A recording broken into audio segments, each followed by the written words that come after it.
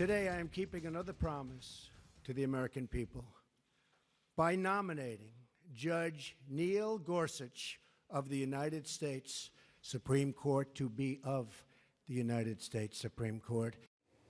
And there you have it, a highly anticipated announcement, and you saw it live just moments ago. President Trump has picked Judge Neil Gorsuch as the next Associate Justice of the U.S. Supreme Court. Now, this process started almost a year ago after the death of Justice Antonin Scalia. Republican and Democrats are at odds over the pick, and it is unclear how far that fight will go. Once again, thank you for joining us in our coverage. I'm Marnie Hughes. And I'm Matt Lorch. Let's show you a little more about the president's pick. Again, President Trump nominating 49-year-old Judge Neil Gorsuch. At 49 years old, he would be by far the youngest justice on the court right now, the youngest being Elena Kagan at 56 years old.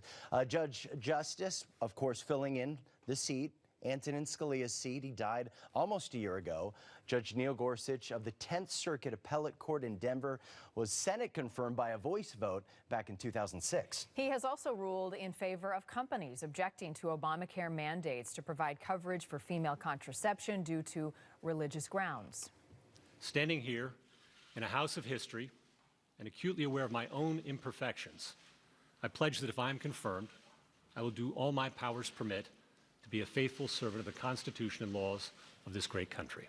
We are very happy to be joined now by former U.S. Attorney Michael McKay. At least one of your cases granted direct review by the U.S. Supreme Court. You went there to hear it argued. I want to ask you about your immediate reaction to this pick. Well, it's not a major surprise. He was on the list that then candidate Trump released as a possible nominee for the Supreme Court.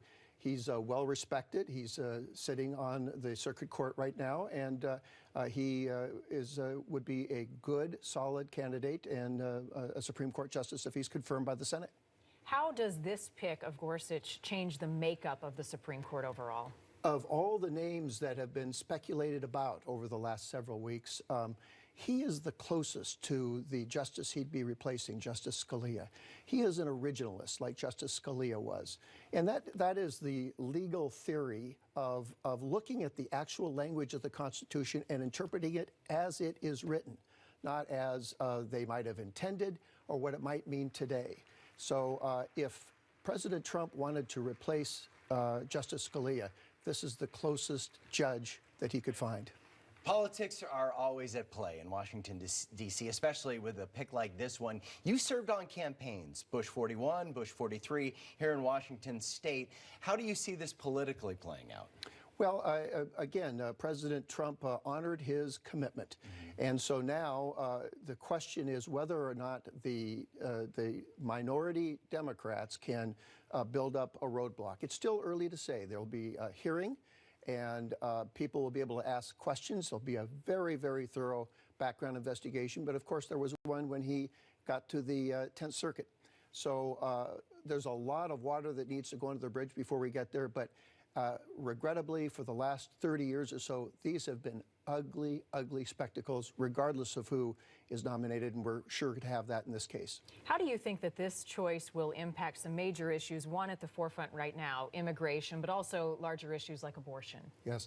Well, again, he will be ruling much like Scalia has in the past. I think there's a pretty good guess that this justice is pro-life. Or this justice candidate is pro-life, and so was Justice Scalia. But a good justice will honor his obligations that he accepts when he takes the oath, and that is to take cases as they come. So Justice Scalia surprised people, and Justice Gorsuch could do the same thing. Some Democrats are already saying that they may filibuster, which raises the threshold for confirmation to 60 votes in the Senate. One, do you expect that to happen? And two, because you've been involved in politics, take us behind the scenes. What happens now within the White House to make sure that their guy gets through? Well, there will hopefully be a good, solid team advising this nominee on how to get through the Senate process. He's a smart man, went to Columbia undergrad, Harvard Law School, and Oxford postgraduate studies. So he will be well prepared. But so will the Democrats. And but here's the real question. is will the rules be the same as they have in the past? And there's been a lot of discussion about if there is a threat of a filibuster, that they'll change the rules to make it just a flat-out majority vote rather than a 60-vote proposition. A difficult question to answer, and some presidents go their entire term and do not appoint anyone to the Supreme Court. In your opinion, do you think that there will be another opening on the court in a Trump presidency and he will have this selection again? There is speculation that Justice Kennedy might step down, and that speculation may heat up because many people, at least on the Republican side, would say that Judge Gorsuch was a solid nominee. He's not a nut. And Justice Kennedy might feel comfortable stepping down with the understanding that perhaps someone from that list that President Trump released a year ago would be considered by the president if he were to step down. Once again, that would be huge. Justice Kennedy is considered the swing vote on the court. That is. It's really significant. And many decisions come down to a 5-4 vote. Yes, but also there's Justice Kennedy, but also there are two other members of the Supreme Court who were appointed by Democrats who might be stepping down either because of their health or otherwise. Yeah. Any early signs that you're going to be watching in the confirmation process to see whether or not this actually happens? Well, there's so much that cannot be predicted. What's going to come out? And people, I'm sure, have already doing their homework on Judge Gorsuch. And so I think we have to wait and see what happens. I believe he's going to make it through unless a skeleton falls out of the closet. But frankly, that would have come out when he was nominated for the 10th Circuit. So I think he'll get through just fine. Attorney Michael McKay, we thank you for your time and your perspective on this important day in history. Thanks for the invitation. Thank you. And thanks for being here. Coming up next, today is the last day to sign up for